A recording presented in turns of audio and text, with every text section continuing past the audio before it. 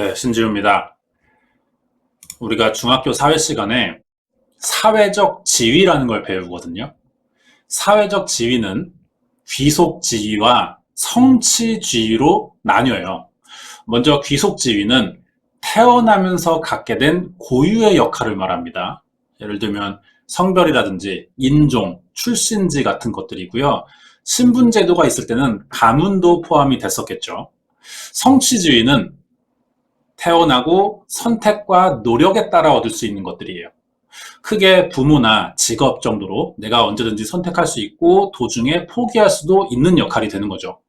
이번 사건은 귀속 지위와 관련이 있습니다.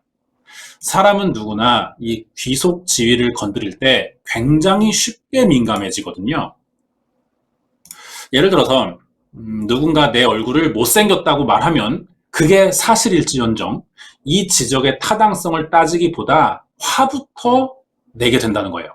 왜냐면 이게 선택할 수 없는 요소라 그렇습니다.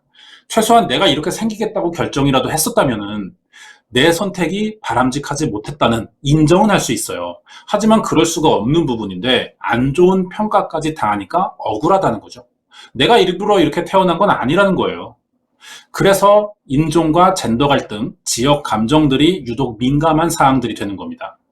태어나 보니 이런 환경이었고 선택 권한 없이 갖게 된 것들이니까 평가나 비교의 대상이 될 수 없다는 거죠. 귀속 지위를 조금 더 확장하자면 내가 선택했다는 인지 없이 자연스럽게 받아들이는 요소들도 있어요. 어떤 성격이나 종교, 정치적 성향 이런 것들이 됩니다. 이것도 민감해지기 쉽죠.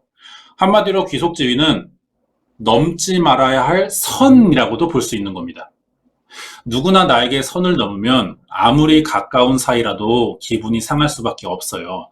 그런데 여기서 재밌는 거는 이 귀속 지위를 가장 자주 건드리는 사람들이 바로 가족이라는 겁니다. 귀속 지위의 관계가 귀속 지위를 무시한다는 거예요. 이건 그만큼 가까운 사이니까 괜찮을 거란 생각에서 하게 되는 것 같은데, 예를 들면 엄마가 나한테 해준 게 뭐가 있어? 라던가 형은 이렇게 잘하는데 넌 왜 그 모양이니? 이런 말들이에요. 평생 기억에 남는 말이 될 텐데 그만큼 귀속주의는 사람을 민감하고 예민하게 만든다는 겁니다. 그리고 누구나 이런 상태가 오래 지속되면은 극단적인 행동을 하게 돼 있어요. 더 이상 참을 수 없다는 거죠. 그게 이번 사건인데 어떤 일이 있었는지 알아보겠습니다. 자세한 내용 궁금하시면 구독과 좋아요 부탁드립니다. 네, 신지우입니다. 자, 이 사진은 실제로 있는지는 모르겠지만 그렇다면 만약에 만나고 싶진 않은 존재예요. 우리가 사신이라고 부르는 귀신인지 사람인지도 모르겠습니다. 인간이 죽어서 저승으로 갈 때 길을 잃지 않고 안내할 수 있는 그런 역할을 하는 존재죠. 우리나라에도 비슷한 게 있어요. 저승사자라고 하는데 만약 이런 분을 우리가 만나게 되면 그건 이미 죽었다는 겁니다. 언젠가부터 서양에서 이렇게 검은 망토와 긴 낫 차림의 존재가 죽은 사람을 저승으로 데려가는 사신으로 인식되기 시작했어요. 언제부터일까 생각해 보니까 이게 흑사병 이후인 것 같더라고요. 14세기의 흑사병은 인류를 위협하던 질병 중 하나였죠. 유럽의 60%가 이 병으로 사망했고 전 세계 인구 4억 5천만 명 중 1억 명 정도가 이 흑사병으로 사망합니다. 그래서 마치 사람들이 낫에 쓸려나가는 곡식들처럼 죽어나갔기 때문에 대량으로 생명을 가져간다는 의미에서 이 큰 낫이 사신의 상징으로 인식됐던 것 같아요. 또 하나는 사신과 가장 비슷한 차림을 한 사람들이 이 당시에 있었다는 겁니다. 흑사병을 대처하는 의사들이었어요. 역병의사라고 부르는데 비슷하죠? 의학적 지식이 충분하지 않던 시기라 의사들은 처음 보는 흑사병의 치료 방법을 몰랐고 16세기가 돼서야 공중위생의 중요성을 알게 되면서 이런 차림을 하게 된 겁니다. 지금의 의학 상식으로 보면 말도 안 되는 대처예요. 하지만 그 당시는 이게 최선이었다고 생각했겠죠. 까마귀 부리 같은 이 가면은요, 방독면의 기원이 되는 일종의 마스크 역할을 했습니다. 그럼 어디다 쓰려고 마스크에 저런 불필요해 보이는 주둥이를 만들었느냐? 병이 그 당시에 공기나 타액, 아니면 해충들에 의한 전염이 아니라 냄새로 퍼진다는 생각을 했던 거예요. 그래서 이 안에 허브나 향신료를 넣었습니다. 냄새로 병이 퍼질 수 있다는 생각에서 호흡기 질환에 대한 개념은 있던 것 같은데 일종의 정화 필터 역할을 하는 거죠. 하지만 흑사병은 호흡기 전염병이 아니었습니다. 이 당시 의학 지식이 이랬어요. 당연히 예방은 안 됐고 의사들까지 병에 걸리기 시작하죠. 그럼 저 지팡이는 뭐냐? 멋있으라고 들고 있는 게 아니에요. 환자와 직접 접촉하면 위험하니까 이걸로 진찰을 하고 약을 건네주는 용도로 사용합니다. 종교적 의미에서는 환자를 구타할 때도 사용되긴 했어요.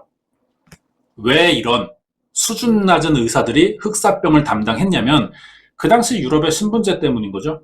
위험한 병일수록 신분이 낮은 의사들이 떠밀리듯이 맡아왔던 겁니다. 신분이 낮으니까 교육의 기회도 충분치 않을 거예요. 결과적으로 의료 지식이 없는 의사들이 흑사병을 담당했다는 거죠. 거기에 단순히 의사가 아닌데도 돈을 벌려고 이런 역병 의사를 하는 사람들도 있었습니다. 이런 지경이니까 의사가 소용없는 인류 최대의 전염병이 될 수 있었던 거예요. 그러면 역병 의사를 만난 사람들은 생각했겠죠. 이런 차림의 사람을 만나면 난 흑사병에 걸린 것이고 이제 죽을 게 분명하니까 역병 의사는 결국 내 죽음을 알리러 온 사신이나 마찬가지라는 겁니다. 이게 사신과 역병 의사가 비슷하게 생긴 이유지 않나 생각이 들어요. 의사에게 가장 중요한 건 정신력과 판단력이라고 생각이 듭니다. 환자에게 감정적으로 흔들리지 않고 냉정한 진단과 현실적인 치료 방안을 제시하는 거죠. 남의 생명을 돌보는 사람이 정신적으로 약하고 올바른 판단을 하지 못하면 무조건 사신이 될 수밖에 없거든요. 그 이유를 이번 사건으로 알아보겠습니다. 자세한 내용 궁금하시면 구독과 좋아요 부탁드립니다. 네, 신지우입니다. 2018년에 인랑이라는 영화가 있었어요. 강동원, 한효주, 정우성이 나오고요. 심지어 장화홍련, 달콤한 인생, 놈놈놈, 악마를 보았다, 밀정을 찍은 김지훈 감독 영화입니다. 그런데 성적이 별로 안 좋았거든요. 이게 안 될 수가 없는 조합이에요, 사실. 그런데 왜 이럴까 싶어서 봤더니 그럴 만한 요소들이 있었어요. 일단 인랑은 SF 장르인 애니메이션이 원작입니다. 이거요. 오시 마모루라고 세계적인 애니메이션 감독이 만들어서 평가가 좋았어요. 이런 기대값이 있으니까 우리나라에서 영화로 시도했던 것 같은데 여기까진 좋거든요. 그런데 이 인랑의 배경이 세계 2차 대전에서 원자폭탄 맞고 무조건 항복을 한 그 일본인 거예요. 우리나라는 정서상 SF 좋아하지 않고 심지어 전범국 시대 배경이니까 더 관심이 없겠죠. 줄거리도 좋아할 수가 없어요.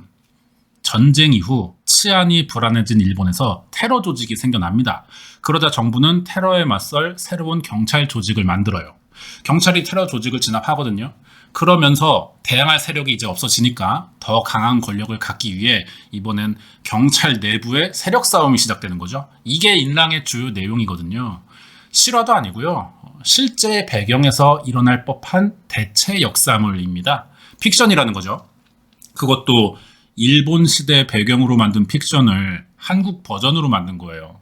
이러니까 영화를 보는 사람 입장에서는 이해하기가 힘들고 개연성도 떨어질 수밖에 없는 거고요.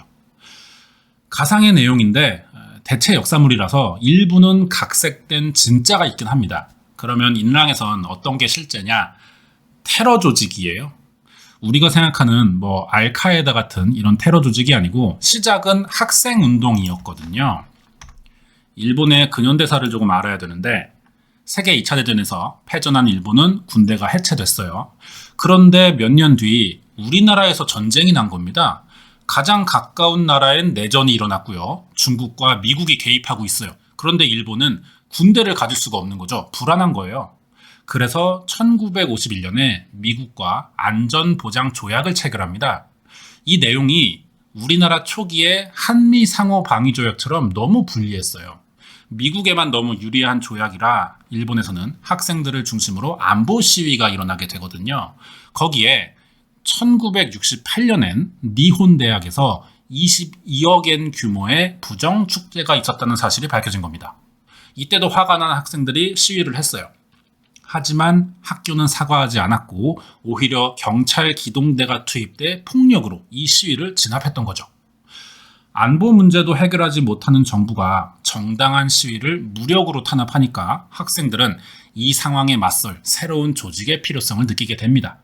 그래서 탄생한 게 전학공투회의라는 반정부 성격의 학생연합 조직이었던 거예요. 줄여서 전공투라고 부르는데, 전공투는 단순히 시위 조직으로만 끝나지 않고 1960년대 말 일본에서 일어난 하나의 현상에 더 가까웠습니다. 약간의 반정부 성향을 띠다 보니까 이 전공투에 들어간 단체들은요, 극좌파와 공산주의자들이 많았고 급진적인 데다 공격적인 면도 있었기 때문에 경찰 입장에서는 아무래도 이런 전공투가 테러 단체처럼 보였을 수도 있겠다는 이런 생각이 들거든요. 그래서 이런 시대를 배경으로 한 일랑에선 테러 조직을 진압한 경찰들의 이야기가 나오게 된 것 같아요. 워낙 큰 조직이었고요. 정부에 대립하다 보니 전공투에 관련된 사건들은 꽤 많았을 겁니다. 그중 하나를 알아볼 거예요. 어떤 사건일지 자세한 내용 궁금하시면 구독과 좋아요 부탁드립니다. 네, 신주입니다. 자, 여러분이 거울을 봤어요. 자기 얼굴을 확인하는 거죠. 그런데 여기서 갑자기 얼굴을 찡그립니다. 이유가 뭘까요? 얼굴이 못생겨서, 아니면 없던 여드름이 갑자기 크게 생겨서, 머리가 마음에 안 들어. 뭐 여러 가지가 있을 거예요. 그런데 만약에 거울이 더러워서라고 생각한다면 남들과 조금 다른 사고를 가진 사람일지도 모른다는 거예요. 방금 이게 인터넷에 떠도는 사이코패스 테스트 문제거든요. 사이코패스는 타인에게 공감하는 능력이 떨어지기 때문에 어떤 문제의 원인을 자기보다 남에게서 먼저 찾는다는 겁니다. 사실 거울이 더러운 것도 자기가 닦지 않아서 더러운 거예요. 그런데 자기 얼굴을 이상하게 보이도록 하는 원인이라고만 생각한다는 거죠. 쉽게 자기에게서 문제를 찾으려고 하지 않고 항상 남에게서 찾는다는 거죠. 남 탓이에요. 소환사의 협곡에서 많이 볼 수 있는 사람들인데, 하지만 이 거울 테스트는 말 그대로 인터넷에서 떠도는 그럴 법은 하지만 근거는 없는 이야기거든요. 인터넷에서 할 수 있는 사이코패스 테스트의 대부분은요, 전문 진단의의 소견 없이 만들어진 내용들이라 무조건 믿어서는 안 돼요. 재미로만 봐야 될 겁니다. 하지만 이 테스트 정도는 사이코패스까지는 아니더라도 자기보다 남에게서 먼저 문제를 찾으려고 한다는 점에서 확실히 나르시스트적인 면은 조금 있어야만 나올 수 있는 반응인 것 같거든요. 이 성향이 강한 사람들의 특징은 죄책감을 갖지 못하기 때문에 자기 행동이 피해가 될 거라는 생각을 못해요. 하고 싶지도 않고 설명해줘도 납득할 생각이 없습니다. 자존심이 강하다고도 볼 수 있는데요. 누구에게나 조금씩은 있는 성향이죠, 이런 게. 내가 바꾸기보다 남이 바뀌는 게 편하니까 이기적인 행동이라고도 할 수 있는 건데, 저나 여러분도 이런 기질이 나오는 순간은 분명히 언젠가 있을 겁니다. 정도의 차이라는 거죠. 그런데 이거를 굉장히 강하게 가지고 태어나는 사람들이 있다는 거예요. 어떤 상황에서도 자기 기분이 우선이고 자기 생각대로만 해야 직성이 풀립니다. 아주 사소한 건데도 마음대로 되지 않으면 엄청 큰 분노를 느낀다는 거죠. 이번에 알아볼 범죄자 유형이 이렇거든요. 어떤 사람이고 어떤 사건을 저질렀을지 자세한 내용 궁금하시면 구독과 좋아요 부탁드립니다. 네, 신지우입니다. 1920년에 아일랜드의 어느 가난한 가족이 미국으로 이민을 가요. 아메리카 드림인데 어느 나라든 미국은 항상 기회의 땅이죠. 부모가 가톨릭 신자였습니다. 그리고 하나밖에 없는 아들에게 책임감과 명예, 겸손을 항상 가르쳤어요. 그런데 이 아들은 태어날 때부터 몸이 너무 허약했습니다. 책임감이라는 것도 체력이 돼야 가질 수 있거든요. 항상 친구들에게 놀림을 받았고 운동도 할 수 없었어요. 그런데다 이 가족은 또 미국에 오자마자 경제 대공황을 겪게 됩니다. 아빠가 실직하면서 알코올 중독에 빠지거든요. 이것도 가장으로서 책임감을 갖지 못하게 되니까 스트레스를 술로 푸는 거죠. 알코올 중독은 가정폭력으로 이어졌어요. 그리고 아빠는 얼마 안 가서 사망합니다. 아빠가 사망하자 얼마 뒤엔 엄마도 사망하거든요. 아들이 고아가 된 거예요, 갑자기. 이런 환경에 처한 미성년자들은 범죄로 빠지기가 쉽습니다, 아무래도. 하지만 다행히 평소에 엄마가 아이에게 가정교육을 너무 잘 해놨어요. 군대에 입대할 계획을 세우거든요. 그런데 키도 작고 몸이 너무 허약합니다. 신체 검사를 통과하지 못하는 거예요. 그런데 이 사람은 몸이 약해도 굉장히 끈질긴 성격을 가졌거든요. 5번이나 주소를 바꿉니다. 계속 입대를 신청하면서 꼭 군인이 되겠다는 이 책임감과 희생 정신을 알아본 군 소속 과학자 눈에 들어요. 그래서 결국 군인이 되거든요. 이렇게 캡틴 아메리카가 됩니다. 캡틴 아메리카 최대의 적은 타노스죠. 성장 배경이 비슷해요. 타노스도 어릴 때는 몸집이 작고 약했거든요. 어릴 때 주변 환경이 안 좋았는데 엄마가 타노스를 죽이려고 한 적이 있어요. 낳자마자. 그래서 아빠가 정신병원에 보냈고, 그러면서 타노스는 죽음에 관심을 갖기 시작했던 거죠. 재밌는 건 둘 다 가상의 인물이에요. 하지만 똑같은 성장 배경을 가졌으면서 누구는 지구를 지키는 영웅이고 누구는 우주 최강의 빌런이 됐다는 거죠. 이 둘의 결정적인 차이점이 뭐냐는 겁니다. 엄마의 행동이에요. 캡틴 아메리카의 엄마는 알코올 중독에 걸린 남편이 언젠가 나아질 거라 믿었고요. 아들에게 항상 포기하지 말고 긍정적으로 살라는 말을 자주 했습니다. 그런데 타노스의 엄마는 낳자마자 죽이려고 들었고요. 한 번도 좋은 말을 해준 적이 없다는 거예요. 이렇게 아이 정서 발달에는 엄마의 역할이 중요해 보이는데 이번에 알아볼 사건이 그렇거든요. 엄마의 영향이 아이를 어떻게 만들 수 있는지 알아볼게요. 자세한 내용 궁금하시면 구독과 좋아요 부탁드립니다. 네, 신지우입니다.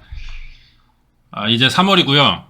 이 영상이 올라갈 때쯤이면 아직은 춥지만 뭐 입동도 지났잖아요. 완전히 봄이라고 불러도 될 것 같아요. 패딩은 아마 안 입을 것 같습니다. 겨울이 끝났는데 사실 지구에는 겨울이 없었다는 거죠. 봄, 여름, 가을까지였고요. 어떤 사건 때문에 겨울이 생겨난 거예요. 이게 무슨 말이냐? 그리스 신화에 나오는 이야기인데 데메테르라는 여신입니다. 곡물의 신이에요. 곡물. 데메테르의 기분에 따라 그래서 흉작이나 풍작이 결정된다고 합니다. 그런데 정작 데메테르가 곡식이 자라지 않는 겨울을 만들었다는 거죠. 왜냐? 딸인 페르세포네가 어느 날 실종됩니다. 딸이 사라지니까 데메테르는 충격을 받았어요. 그 영향으로 곡식이 다 얼어붙은 거죠. 범인이 누구냐? 지옥의 신이라는 하데스였어요.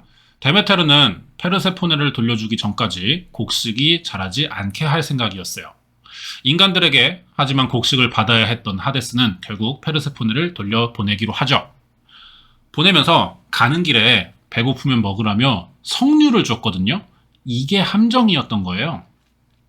그리스 신화에서는 지하 세계의 음식을 먹으면 살아서 이승으로 갈 수 없다는 그런 규칙이 있습니다.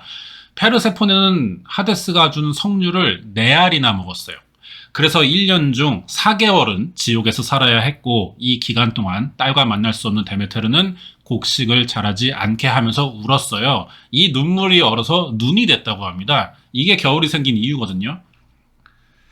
신화는 진짜가 아니죠. 고대인들이 그 당시 현실을 반영해 만든 가상의 이야기라고 할 수 있는데 그때도 뭐 딸을 잃어버린 엄마들이 있었고 그 마음이 겨울처럼 보였기 때문에 이런 생각으로 만들어낸 이야기일 거예요. 아이가 실종된 부모들 이야기 들어보면은 대부분 다 비슷한 말 하거든요. 차라리 죽은 걸로 확인이라도 되면은 기다리진 않을 텐데 생사를 알 수 없는 게 정신적으로 가장 힘들다고 합니다. 이런 부모들은 이사도 안 가죠. 전화번호도 바꾸지 않고요. 아이가 돌아올 수도 있다는 이런 기대감 때문인데 뭐 겨울이 다 끝났어요. 하지만 주변에는 계속 데메테르처럼 마음은 겨울인 엄마들이 있다는 겁니다. 이런 생각이 들면서 준비한 사건이에요. 어떤 이야기인지 자세한 내용이 궁금하시면 구독과 좋아요 부탁드립니다. 네, 신지우입니다. 요즘 코로나로 사회적 단절이 강제적으로 생겼어요. 안 그래도 좀 단절되어 있던 사람들은 이 문제가 더 심각해지겠죠. 비관 자살률이 높아졌다는 겁니다. 어떤 징후를 드러내거나 얼마나 진심인지는 모르겠지만 자기 죽고 싶다 직접 말하는 사람들도 있어요. 자기가 어려운 상황에 처했다고 주변에 알리거나 도움을 요청하는 중이라고 볼 수 있는 거죠. 그래서 주변 사람들이 미리 알고 도와만 준다면 자살은 예방이 된다고 이야기하는데요. 이런 게 뭐 자살의 예방 방법이라고 알려져 있긴 하지만 뭐 캠페인도 하고요. 하지만 진짜 이런 사건의 현장을 본 사람들은 생각이 또 다른 경우가 있습니다. 한 집의 가족인데도 절대 그럴 만한 일은 없었고 징후도 보이지 않았는데 갑자기 이런 선택을 했다는 거예요. 자살은 생각보다 연구가 더 필요한 분야라고 보입니다. 정도를 가늠하기 어려운 전염성을 가진 데다가 이걸 악용하는 사건들이 나타나고 있다는 거죠. 그런데 마땅한 예방 방법이 아직 없어요. 미국에는 스스로 목숨을 끊고는 싶지만 시도하기가 무서워서 경찰을 일부러 공격하는 사람들도 있습니다. 경찰이 쏜 총에 맞겠다는 생각인 거예요. 이런 식으로 자살을 악용하는 사람들이 묻지마 사건을 또 저지르는 경우들이 많거든요. 그중 하나를 알아보겠습니다. 자세한 내용 궁금하시면 구독과 좋아요 부탁드립니다. 네, 신지우입니다. 테이큰 명장면이죠. 영화 테이큰은 평범한 아빠와 가족의 이야기로 시작해요. 가족을 위해 열심히 살았지만 결국 이혼하게 된 아빠 브라이언은 늦게라도 딸에게 좋은 아빠 노릇을 하고 싶었어요. 그런데 브라이언에겐 특이한 점이 하나 있었습니다. 매사에 이상할 정도로 신중한 사람이라는 거예요. 이게 이혼한 이유가 되기도 했는데 뭐 그래도 이혼했지만 가족과는 괜찮은 관계로 지냈거든요. 그러다 어느 날 딸이 납치되는 사건이 벌어집니다. 이제 아빠가 딸을 찾으러 가는데요. 여기서 브라이언의 비밀이 드러나는 거죠. 그동안 이상할 정도로 신중했던 이유는 이 사람이 전직 정보국 소속의 특수요원이라 일종의 직업병 같은 행동이었던 겁니다. 이혼하게 된 이유도요. 임무를 수행하느라 딸의 생일에 가보지 못했던 거였어요. 그래서 이제 일도 그만두고 좋은 아빠가 되고 싶었는데 사건이 벌어진 거죠. 이제 딸을 납치해간 범죄 조직을 상대하기 시작합니다. 혼자 아주 그냥 개박살을 내요. 예. 존윅 전에는 리암 니슨이 있었던 겁니다. 이런 영화 보면은 재밌죠. 그런데 그래도 픽션이라는 생각을 가지고 있어요. 하지만 어떤 영화든 한 번도 없던 이야기인 경우는 거의 없다는 겁니다. 각색되고 과장됐을 뿐이지 생각의 시작은 실제로 있던 일인 경우가 많다는 거예요. 테이큰의 브라이언처럼은 아니지만 자식을 찾으려는 부모가 범죄자들을 상대한 적은 그동안 꽤 있었거든요. 그 비슷한 사건을 하나 알아볼 겁니다. 자세한 내용 궁금하시면 구독과 좋아요 부탁드립니다. 네, 신지우입니다. 이 조선 팔도에 화투를 잘 치는 3명이 있었어요. 경상도의 짝귀, 전라도의 악귀, 기하고 전국적으로 평경장인데요. 타짜에 나오는 대사죠. 타짜는 재밌습니다. 등장인물들 다 개성이 있고요. 줄거리도 탄탄하고요. 그래서 대사나 씬들이 전부 명장면에 들어가죠. 저도 거의 다 외우고 있어요. 이번에 알아볼 사건이 이 장면과 관계가 있습니다. 저기 사진에 오른쪽 위에 보시면 나무가 있죠. 평경장이 저게 뭐로 보이냐고 물어봅니다. 그러자 고니가 화투짝 3이요? 사쿠라? 이렇게 대답하거든요. 그러면서 정마담을 만나러 가요. 저는 이 부분이 영화의 흐름을 바꾸는 상징적인 장면과 대사였다고 생각하거든요. 여기서 고니는 그럼 왜 사쿠라라고 말하면서 정마담을 만나러 가느냐? 사쿠라는 벚꽃을 말하는 일본어죠. 그리고 이게 화류계라고 부르는 유흥업소를 뜻하는 말이기도 하다는 거예요. 정마담이 불법 도박장 운영하면서 성매매 업소도 같이 했기 때문에 정마담이거든요.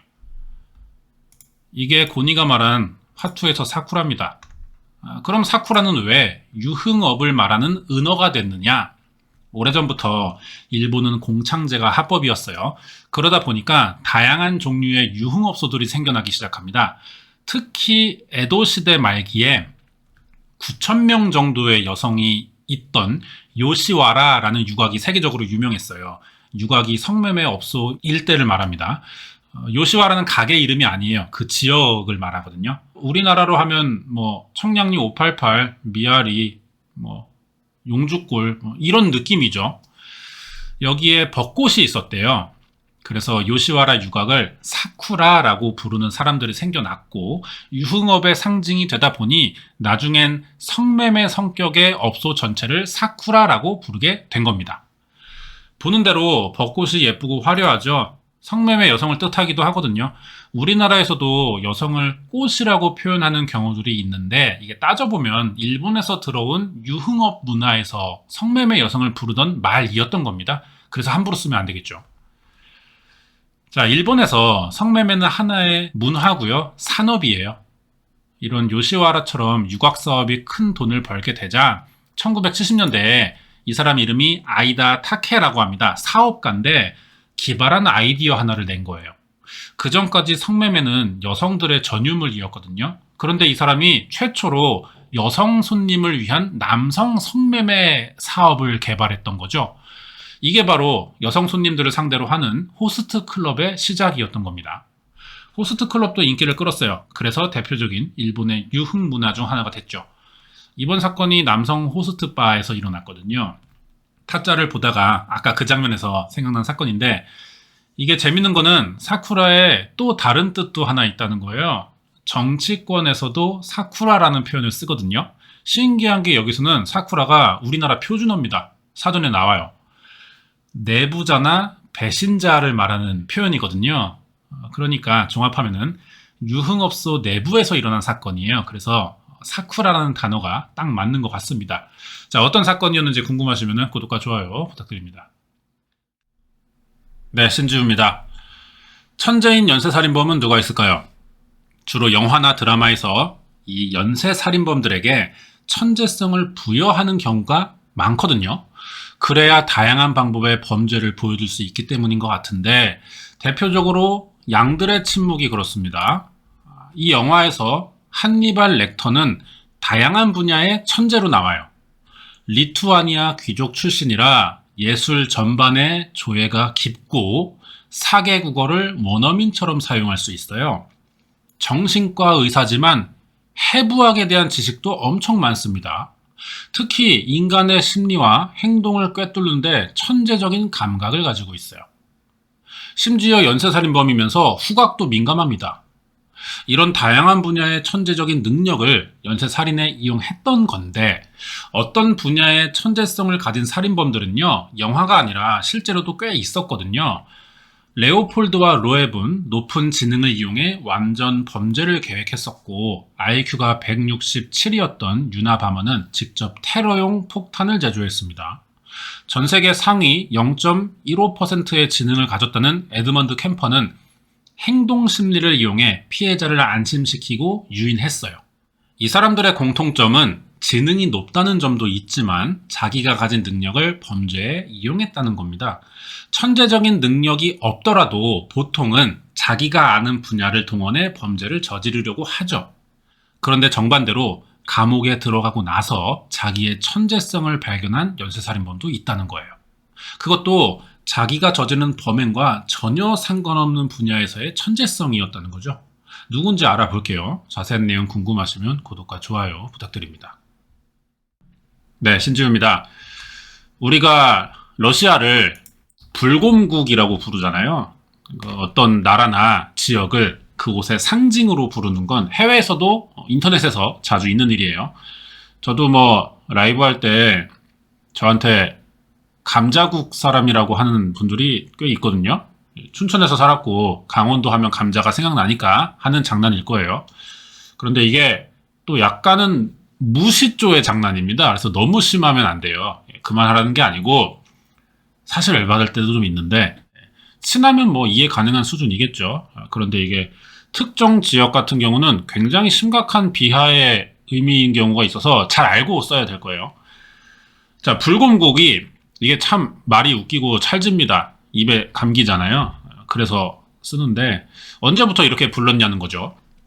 자세하게는 알 수 없지만 인터넷으로 러시아의 불곰 사진들이 알려지면서 이런 사진들이에요. 이렇게 시작이 됐던 것 같아요. 러시아 불곰 검색하면은 말도 안 되게 웃기는 이게 가능한가 싶은 정도의 사진들이 엄청 많이 나옵니다. 이런 거 보면 곰이라는 존재가 좀 친숙하게 느껴지기도 하는데 사실 곰은 이 생태계 최상위 포식자라는 거예요. 공격성을 드러낸 순간 이길 수 있는 동물은 세상에 몇 없습니다. 야생의 조건에 맞지 않는 신체 조건으로 진화했잖아요, 우리가. 그런 인간은 더 심하겠죠. 그동안 그래서 곰에게 피해를 입은 사건들이 꾸준히 있어 왔어요. 불곰은 러시아에만 있는 게 아닙니다. 일본도 불곰에 피해를 입는 경우가 꽤 많았거든요. 이번에 알아볼 사건들인데 러시아 불곰은 맨 마지막에 나옵니다. 끝까지 봐주시고요. 자세한 내용 궁금하시면 구독과 좋아요 부탁드립니다.